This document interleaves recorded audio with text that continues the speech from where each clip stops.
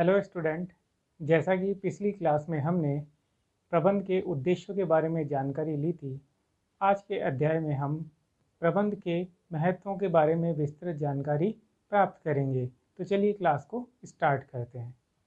अगर हम महत्व को समझे तो हम ये कह सकते हैं कि प्रबंध जो है संस्था में ये महत्व रखता है कि पुराने समय में जो संगठन का स्वरूप और जो कार्य का निष्पादन था वह बहुत कम था, लेकिन आज वर्तमान समय में अगर हम किसी व्यापारिक संगठन की बात करें, संगठन स्वरूप जो है वह हमारे लिए काफ़ी विस्तृत हो गया है और कार्य निष्पादन जो है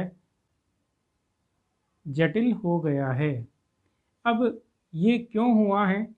ये दो कारण आगे चलकर हमारे व्यापार का वैश्वीकरण करते हैं तथा संस्था की प्रतिस्पर्धाओं को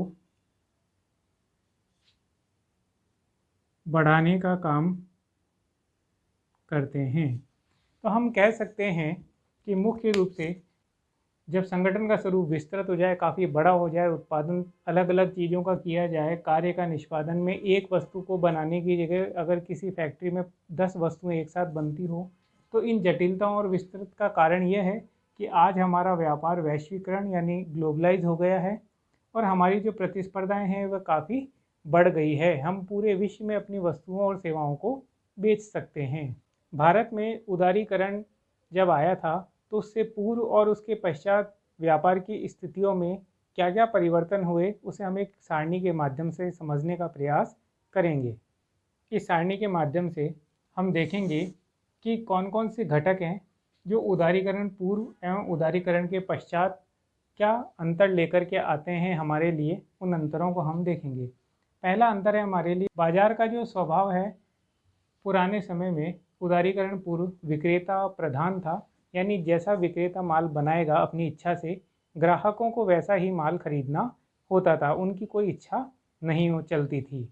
लेकिन उदारीकरण के पश्चात क्रेता जो था वो प्रधान हो गया। अब विक्रेता को वही वस्तुएं बनानी होती है जो क्रेता चाहता है, यानी जो क्रेता की जो जो आवश्यकताएं होगी उसी के अनुसार वस्तुएं बनाई जाएगी। दूसरा है प्रतिस्पर्धा का स्वरूप।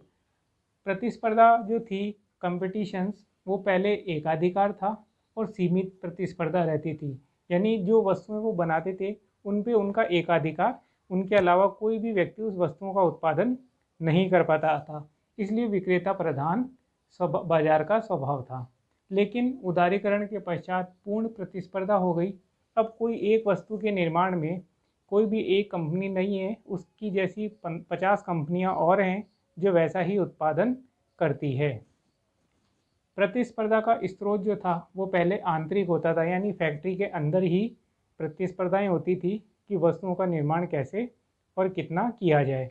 लेकिन अब प्रतिस्पर्धा का स्रोत आंतरिक होने के साथ साथ बाह्य प्रतिस्पर्धा का स्रोत भी बन गया है। आज चारों तरफ से कंपनी प्रतिस्पर्धाओं से घिरी हुई है। फिर है प्रतिस्पर्धा का आधार क्या था? तो जो प्रतिस्पर्धाएं होती थी उदारीकरण पूर्व तो लाइसेंस की व्यवस्थाएं होती थी, यानी ऐसा कोई व्यक्ति या कंपनी जिसके पास उस वस्तु को उत्पादन करने का लाइसेंस होता था, वही कंपनियां उस वस्तु का निर्माण करती थी। जैसा कि लाइसेंस मिलने के बाद एकाधिकार प्राप्त हो जाता है। लेकिन क्रेता प्रदान होने के कारण जो लाइसेंस की जो प्रक्रिया थी उसे धीरे धीरे कम कर दिया गया या ख़त्म कर दिया गया। इस वजह से वहाँ की जो प्रतिस्पर्धा क्षमता थी उसका विकास कर दिया गया, यानी अब बहुत सारे लोग उस प्रतिस्पर्धा के अंदर आ गए हैं।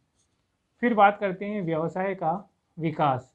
पहले जो व्यवसाय का विकास होता था वह आंतरिक ही होता था, यानी व्यवसाय से संबंधित जो आंतरिक चीज़ें होती है, उत्पादन करना, श्रमिकों का विकास, वही रहता था। लेकिन अब क्षमता आधारित विकास किया जाता है, यानी जिस कंपनी की प्रोडक्टिविटी जितनी ज़्यादा है वो अपना विकास क्षमता के अनुसार ही करेगी। फिर है व्यापार का उद्देश्य। पुराने समय में उदारीकरण पूर्व अत्यधिक लाभ कमाना ही व्यापारियों का मुख्य उद्देश्य माना जाता था। लेकिन अब धीरे धीरे हमने देखा कि एक व्यवसाय समाज से घिरा हुआ है, उसके आर्थिक, सामाजिक, राजनीतिक, तकनीकी, कानूनी घटक जो होते हैं उसे प्रभावित करते हैं। इसलिए कहा जाता है कि जितने भी पक्ष उस व्यापार से संबंधित हैं, उन सभी पक्षों के हितों की संतुष्टि करना ही उसका मुख्य उद्देश्य हो जाता है। पहला लाभ कमाना था, अब लाभ कमाने के साथ साथ जितने भी हितार्थ पक्ष हैं उनकी संतुष्टि का भी ध्यान रखा जाता है। जैसे ग्राहक कम कीमत पर अच्छी वस्तुएं चाहता है तो उसे वह भी प्रदान किया जाएगा।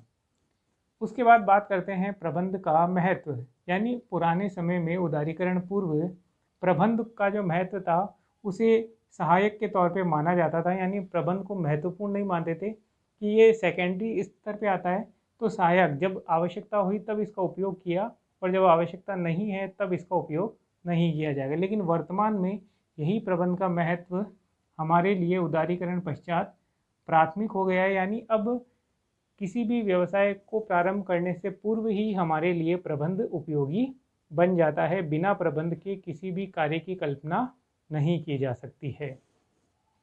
अब है प्रबंध की विधियाँ। परंपरागत विधियों में हम ये देखेंगे कि किस प्रकार रूढ़िवादिता की जो पुराने समय से जो प्रक्रियाएं, तकनीकें, कार्यशैलियाँ जो चल रही है उसे ही अपनाया जाता था, उसमें कोई परिवर्तन नहीं किया जाता था। लेकिन प्रबंध की विधियाँ जो वर्तमान में हैं पश्चात उदारीकरण के, अब आधुनिक विधियों का इसमें उपयोग किया जा रहा है। जो नए नए आइडियाज़ आते हैं प्रबंधकों के, उन्हें अपनाया जाता है कि किसी भी प्रकार से संस्था के वांछित लक्ष्य उद्देश्यों की प्राप्ति की जा सके। तो पुराने समय में परंपरागत ट्रेडिशनल थी और अब आधुनिक तकनीकों, विधियों को अपनाया जाता है। लास्ट पॉइंट है हमारे लिए मानवीय संसाधनों पर ध्यान देना। उदारीकरण पूर्व जो मानवीय संसाधन थे, जैसे कि श्रमिक और कर्मचारी फैक्ट्री में काम करते हैं, तो उन्हें हम गौण मानते थे, उन पे ध्यान नहीं दिया जाता था और ज़्यादा से ज़्यादा जो ध्यान दिया जाता था वो अत्यधिक लाभार्जन पे दिया जाता था। श्रमिकों का हमेशा शोषण किया जाता था, कम मजदूरी पर उन्हें रखा जाता था और उनसे अधिक काम करवाया जाता था। लेकिन वर्तमान समय में उदारीकरण के पश्चात हमारे लिए मानवीय संसाधनों का ध्यान प्राथमिक रखा जाता है। यानी अगर समाज से आने वाले लोगों को सही प्रकार से रखा जाएगा, उचित वेतन दिया जाएगा, श्रमिक कर्मचारियों को उनको चिकित्सा की, बीमा की सुविधाएं दी जाएगी, तो वे ज़्यादा अच्छे से उत्पादन का कार्य कर सकेंगे। अब शोषण कम किया जाता है और उन संसाधनों पर ध्यान दिया जाता है। तो इन पॉइंटों के द्वारा हमें समझ में आया कि प्रबंध पुराने की तुलना में नए समय में हमारे लिए किस प्रकार सहायक है और कितना महत्व रखता है। अब कुछ खास महत्वपूर्ण बिंदु हैं जिनके द्वारा हमें ये पता चलेगा कि एक संस्था में प्रबंध अपना क्या महत्व रखता है। चलिए उन्हें भी देख लेते हैं। प्रबंध के महत्व में प्रथम बिंदु जो है वह है प्रतिस्पर्धा का सामना करना। किसी भी संस्था को अपने प्रतिस्पर्धियों से सामना करने के लिए प्रबंध का उपयोग करना पड़ता है और प्रबंध ये बताता है कि आपको अगर किसी भी प्रतिस्पर्धा का सामना करना है तो दो बातों का ध्यान रखना चाहिए। सर्वप्रथम कीमत और दूसरा है गुणवत्ता। किसी भी वस्तु या सेवा में कीमत और गुणवत्ता अपनी प्रतिस्पर्धाओं को बनाने के लिए या उन्हें सामने रखने के लिए महत्वपूर्ण होती है। आप देखेंगे कि अगर कोई फैक्ट्री या कोई कंपनी अपने प्रोडक्ट की कीमत कम रखती है और उसकी गुणवत्ता घटा दे तो उसका माल नहीं बिकेगा, और अगर वह अपनी गुणवत्ता अच्छी रखे और कीमत उसकी तुलना में काफ़ी बढ़ा दे तो भी वह माल नहीं बिकेगा। तो यहाँ पे प्रतिस्पर्धाओं का सामना करने के लिए आपको अच्छी गुणवत्ता भी समाज को, ग्राहकों को प्रदान करनी होती है और उसके साथ साथ उसकी कीमत भी सबसे कम रखनी होगी। आप देखते हैं आजकल मोबाइल के अंदर काफ़ी सारे फीचर्स और एडवांस फीचर्स वाले फ़ोन कम कीमत पे भी प्राप्त होने लग गए हैं। उसका जो मुख्य कारण है वह यही है कि प्रतिस्पर्धाओं में सबसे आगे निकलने के लिए अच्छी गुणवत्ता की चीज़ें कम कीमत पर प्रदान की जाती है। नेक्स्ट पॉइंट है हमारे लिए संसाधनों का विकास करना। हर एक फैक्ट्री के अंदर संस्था के लिए मानवीय और भौतिक संसाधन उपयोग में लिए जाते हैं।